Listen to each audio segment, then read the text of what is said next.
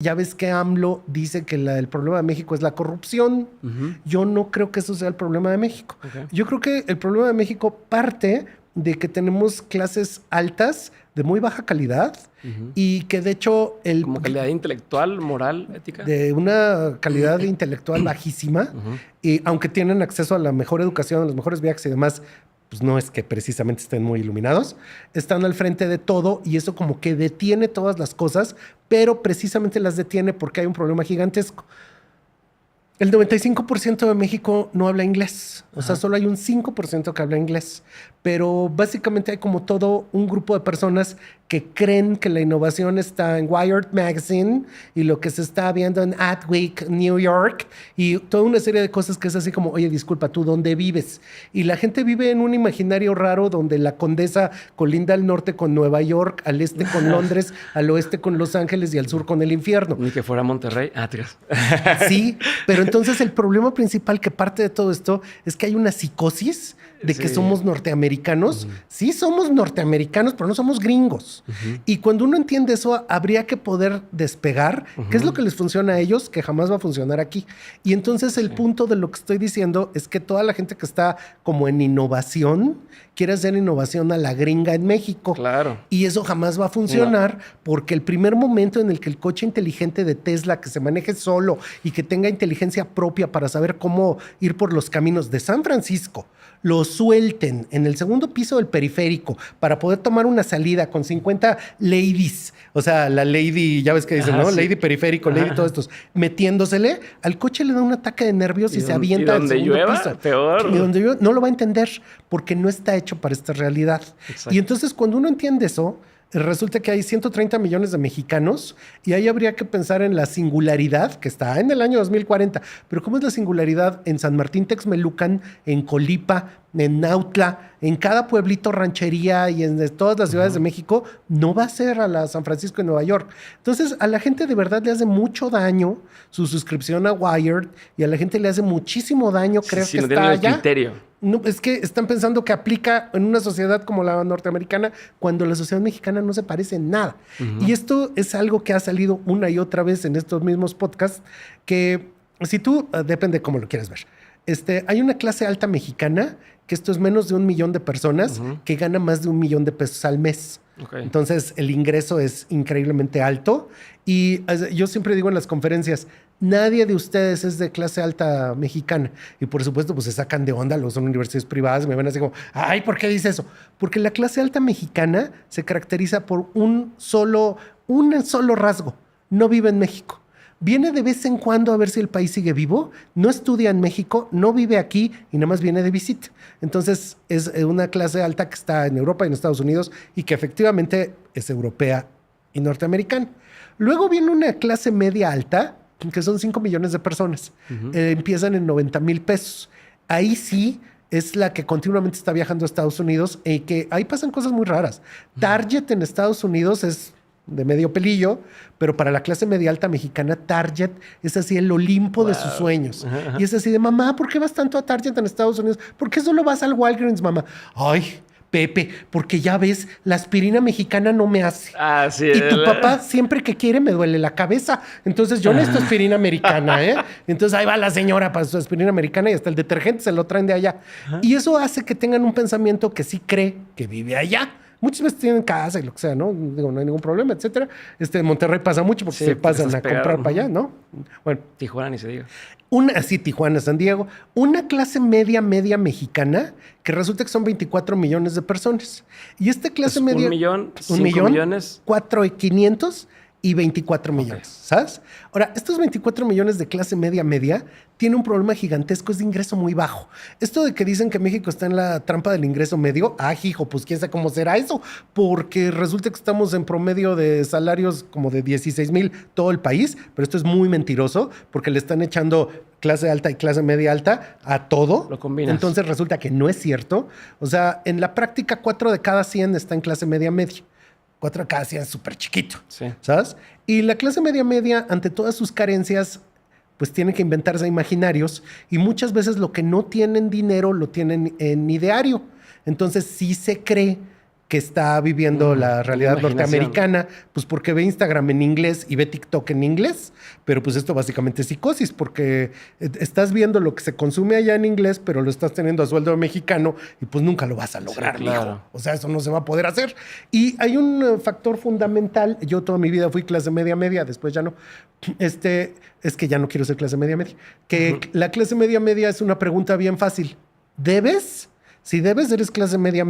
O sea, si compras en abonos, si lo echas a la tarjeta 12 meses, la clase media tiene todo, pero todo lo debe porque tienen que pagar hipoteca, etcétera. Todo está en abonos chiquitos. ¿Cómo hice yo para salirme de la clase media? Me fui a buró de crédito. Entonces ya a partir de eso, pues ya no me dan crédito, pues ya no no soy me queda clase de media. otra. Ya no me queda de otra más No me que- queda de otra, ya soy clase media baja, ¿no? Ahora, eso que estoy diciendo, que puede parecer particularmente desopilado, pues es que habría que entender la realidad como la tenemos. De hecho, inclusive en bancarización, pues estos que acabo de decir, la clase media, la clase media alta y la alta, todos esos están bancarizados, todos esos tienen internet. Y cuando tú estás en la clase media, crees cosas bien raras. Entonces ahí sale uno diciendo, sí va a ganar Xóchitl. Ya lo vi. Sí gana Xóchitl, ¿eh? Porque sí. Uy, no, todo el mundo va a votar por Xóchitl. En tu clase media, Sí, en clase media alta y lo en que te clase muestra alta. a ti tu Instagram. Lo que estás viendo a tu Instagram alrededor y tu Twitter, ¿no? Pero hay 100 millones de personas que es clase media baja y debajo de la línea de pobreza. Y esos 100 millones de personas son los que de veras determinan todo. Entonces, desde Santa Fe, la gente que estudió en las universidades privadas dice, no, es que la tendencia es que todo el mundo quiere sustentable. En tu colonia, papá, porque los 100 millones de personas ganan menos de 2 salarios mínimos y no es de que no quieran salvar al mundo, no es eso, es que no les alcanza. Y de hecho en la práctica... No, sus prioridades son otras. Sus prioridades son completamente otras. De hecho en la práctica, cuando tú lo ves, ¿qué negocios funcionan a nivel país? Pues los de los 100 millones. ¿Y qué quiere decir eso? Pues Coppel, Cuidado con el Perro, Marinela, Bimbo, todo lo que pueda venderle a los 100 millones a precios muy bajos, pero es una cantidad de mercado grande. Entonces ahí es donde está la tendencia. Y no va a ser el gusto sofisticado. Luego me preguntan, ay, es que ¿verdad que viene el lujo silencioso? Sí. Y ¿cómo se llama eso que se visten de beige la gente rica? No, pues, El old money style. ¿Cómo? El old money, ¿no? Y yo digo, híjole, qué payaso eres. Porque, a ver, ¿quién es el hombre más rico de México? O está entre los más ricos, no importa, sigue estando, pero sube y baja y sube al compás de esta canción. Pues el señor Slim. Ahora, el señor Slim nació en mi cuadra. Y como nació en mi cuadra el señor Slim, mira, yo te lo juro, porque yo vivo ahí en la Merced, pues ahí todos están jodidos. ¿Eh? Entonces, el señor Slim nació pobre. Y en su vida, él estudió en la UNAM y luego se echó ahí unos, pues no sé, especialización de lo que sea en el Poli. Y es el hombre más rico del mundo. Old Money, él es primera generación. Y tú ves los 10 primeros más ricos de México, y sí hay algunos que heredaron, pero de los 10 primeros en México, 7 son de primera generación. Entonces aquí no hay old money. Y cuando empiezas a entender esas lógicas, te das cuenta que no estamos... No, y además, en Estados Unidos. México particularmente, esta gente rica en muchas ocasiones fue a través de una concesión o fue a través de un acuerdo. O sea, sí, claro, tiene mano de gobierno, ¿no? Sí. Hubo ahí alguna cosa que dices, bueno, está bien, después lo trabajaron, lo que tú quieras y haces a esto, hay mucho de lo que pasó. Pero el cómo llegaron a eso es diferente a como pasó a lo mejor en Estados Unidos con Benjamin Franklin o... Exactamente. O sea, personajes así que fueron incluso desde la invención y luego de ahí fueron hasta a veces altruistas, a veces hicieron cosas por universidades. O sea, como es otro el esquema y la aspiración. Completamente diferente. Entonces, fíjate que en el siglo XIX... particularmente hubo un señor que estaba en París y a él le dio por ir a ver pues, qué estaban presentando Charles Frederick Worth y los modistas de ese tiempo. Y él iba y dibujaba todo lo que veía. Y pues veía las telas que estaban sacando e iba a la parisina, pero a la parisina de París. Y recortaba un cachito de la tela y se hacía unos libros. Entonces agarraba su barco y llegando a Nueva York, nada más bajándose del barco, ahí ya estaban los de Macy's, los de Bloomingdale's y todos. Y trae el libro de tendencias y él les vendía la tendencia del año que entra, porque su teoría era que lo que se había visto en París se iba a ver en Nueva York el año que entra. Entonces ya vendía sus libros, se regresaba y hacía más libros, ¿no? Chinga. Resulta que en los Estados Unidos, en la Segunda Guerra Mundial, ya pasa todo, la primera bomba atómica, etcétera, y pues empieza la détente. La détente es yo no te ataco porque si yo te ataco, tú me atacas. Si tú tienes armas nucleares y yo tengo armas nucleares. Entonces, un día el presidente Johnson le dice a toda su gente, a ver, oigan, ¿qué pasa si yo hago una guerra nuclear? Y pues todo el mundo ahí dice, no, eso no se puede pensar, señor. No, pues como una guerra nuclear, no, cálmese. O sea, ¿de qué se trata? Pues no se puede. Y un gordito que estaba ahí, que se llamaba Herman Kahn, dice, yo lo calculo. Denme un tiempecito y calculo esto. Y ya regresa Herman Kahn y le dice, ya lo calculé. ¿Esa es teoría de juego? No. Se llama On Thermonuclear War, su libro, En Guerra Termonuclear. Y básicamente lo que inventó es la predicción de escenarios. Entonces le dice al presidente Johnson, mire, una guerra nuclear no vuela el planeta así como la estrella de la muerte. No hay tantas armas. O sea, no se puede. Después del primer ataque, sí se muere el 40% de toda la población, pero el 60% de Estados Unidos sigue, ¿eh? Ahora, nos cuesta tanto pasar todas las industrias subterráneas. Cuesta tanto que resulta que la radiación no te mata luego te mata en 5 años. Entonces vamos a hacer esto. Enterramos las ciudades y a muchos kilómetros de profundidad están los bebés. Ya que tengan 10 años, los pasamos al siguiente piso. Ya que tengan 20 años, al siguiente piso. Y ya que tengan 55, 60, ya los ponemos en la superficie. Porque te matan 5 años. Entonces no hay problema, pues a que vivan allá en la superficie. Y con esto podemos aguantar tantos años y los rusos no aguantan porque no les alcanza el varo, ¿cómo ve? Y entonces el presidente va así de, pues órale, a mí ya no me da miedo. Y no pasó. Pero entonces se inaugura esto de, o sea, es también cálculo de tendencias. Ahora, ¿por qué te estoy diciendo todo esto? Porque resulta que entre las degeneraciones del diseño, ahora hay un montón de gente pues, que se va al Imperial College en Londres y que se va a Miami a estudiar ahí una bola de cosas y ahora traen la idea del Design Futures. Y el Design Futures lo primero que dice es que el futuro no se puede predecir. Pero esto es simplemente una encarnación más del pobre es pobre porque quiere. Porque es que el futuro no se puede predecir. Claro que no se puede predecir a la gente que vive en las ciudades americanas, donde la economía es 21 veces más grande que la economía mexicana y hay movilidad social.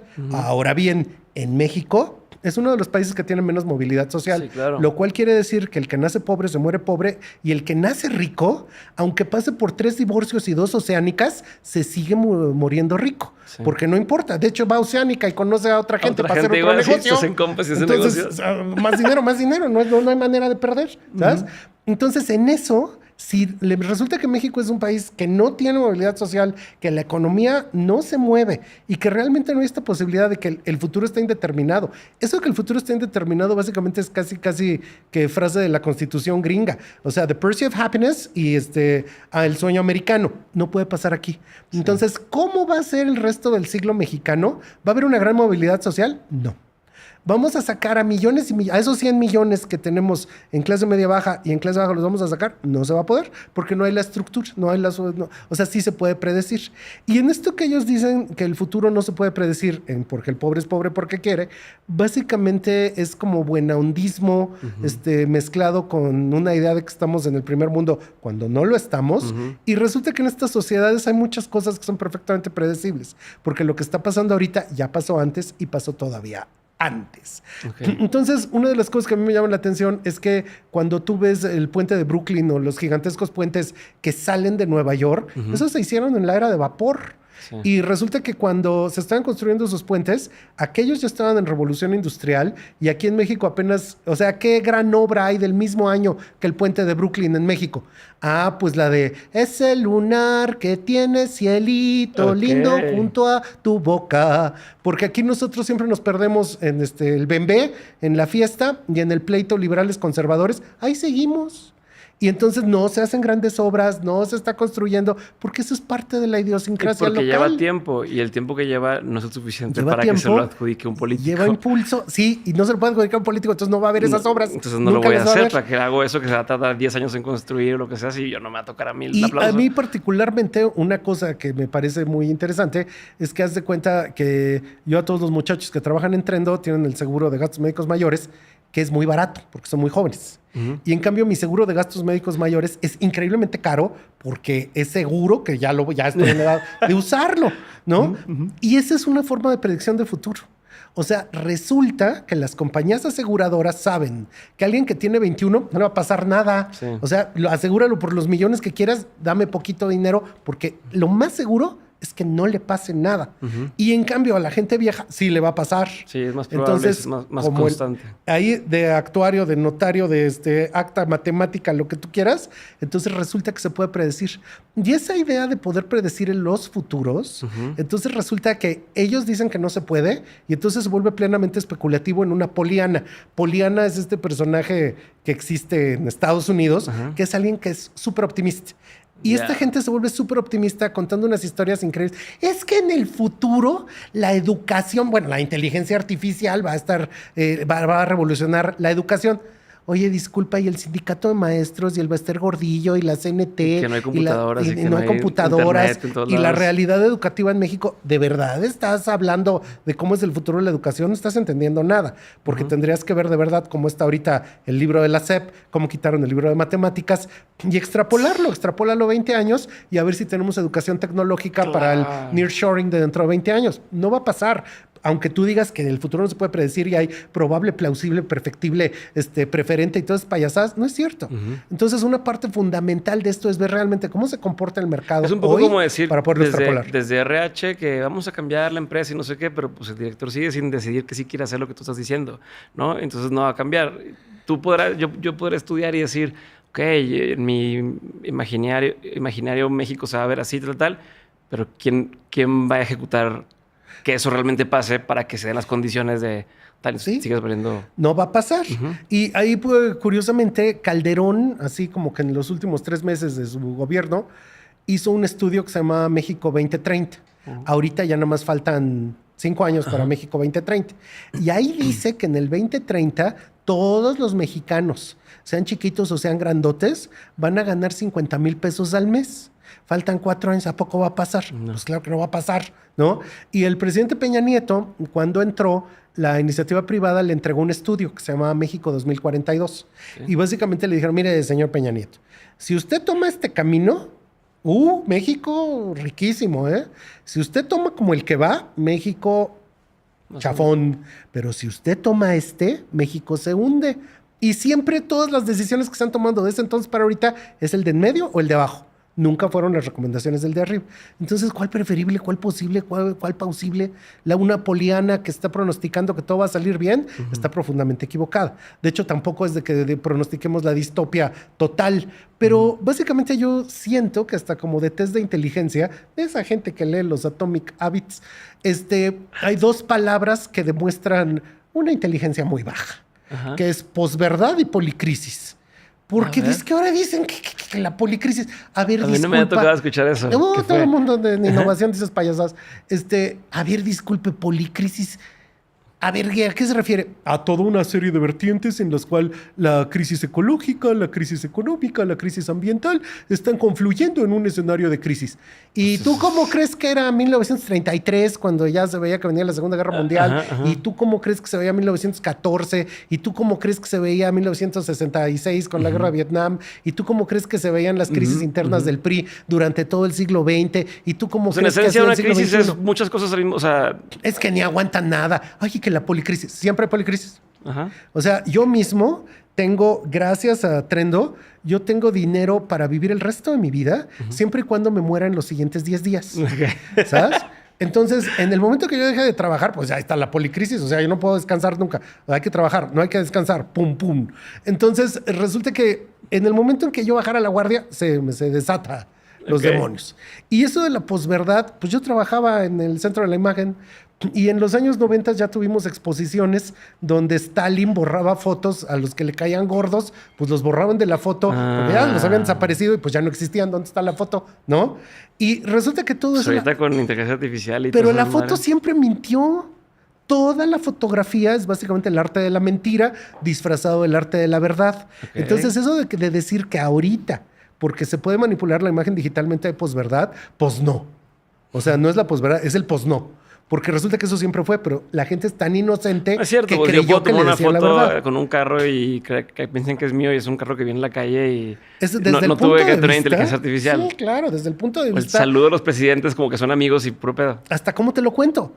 Y entonces resulta que es como muy inocente, pero otra vez es así como, es que yo vivo en Estados Unidos y a mí nadie me miente porque el Washington Post y el New York Times jamás mienten. ¡Ay, por favor! O sea, te miente igual el Washington Post y el New York Times de lo que te puede mentir la prensa y la jornada del milenio. O sea, es como un poco... Es que vivimos bajo ciertas reglas allá que no aplican acá. No, papá, vives aquí en México. Y acostúmbrate a que vives aquí en México y deja de leer esas cosas raras que te están haciendo mucho daño. ¿sabes?